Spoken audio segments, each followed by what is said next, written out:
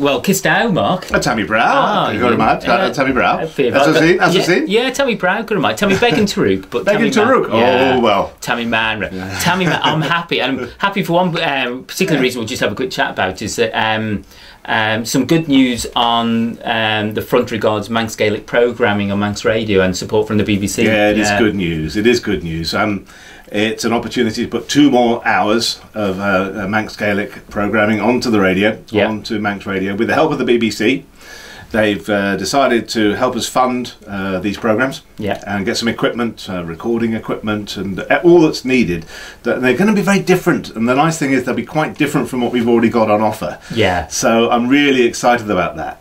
Good. And tell us a bit about the 2 programmes then. One's on a Monday, I believe, and the other's on a Friday. Monday afternoon, 5 till 6. Friday afternoon, 5 till 6. They're both on AM 1368. They're online. They're on the iPhone app. And they'll be available to listen again. So you will, somehow you'll find them. Yeah. The Monday one is with Bob Carswell. And that's quite speech heavy. Yeah. But not heavy speech, if you know what I mean. It's a speech rich programme. So you'll have a lot of current affairs. Now, this is not just Manx events. This is a look at all sorts of issues, but in Manx Gaelic. In the medium of Manx. In the medium of Manx. So people mustn't think, oh, it's all about the Isle of Man. Not really, no.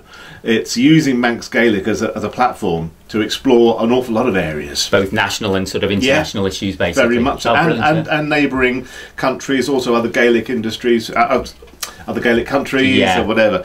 And then on Friday, James Amira is going to put together a music-based programme that will have an awful lot of Celtic music influences, but also he's going all over the world in search for interesting stories and music, but again, in Manx Gaelic. Yeah, I think that, I mean, it is good because they're both in Manx. They're going to be maybe at different registers as well, you know, so Bob's might be more for the really sort of fluent speakers, but James hopefully will be something people who maybe don't understand lots of Manx can tune into and probably get quite a bit out of it, but also I think people who are learning I think Manx will probably get a lot out of it. I think you can join in with these programmes and hopefully enjoy them with any level of Manx. You'll get more or less, but you'll get something out of them. I mean, well, you're my teacher. Very basic, but enjoying it and cultivating more and more phrases and also the grammar and just the vocab.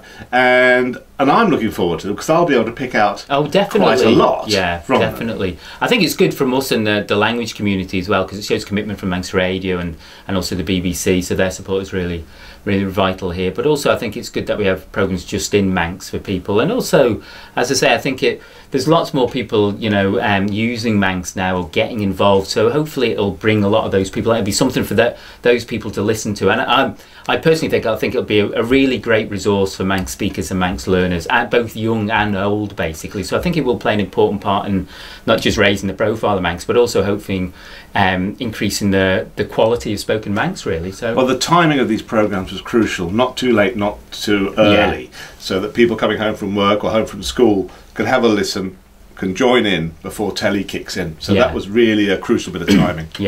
Excellent. Yindasak. Yindasak indeed. Yeah, okay. Well, cheers for speaking to me today, Mark. Shen Yindasak. Good night. Yeah, Emu.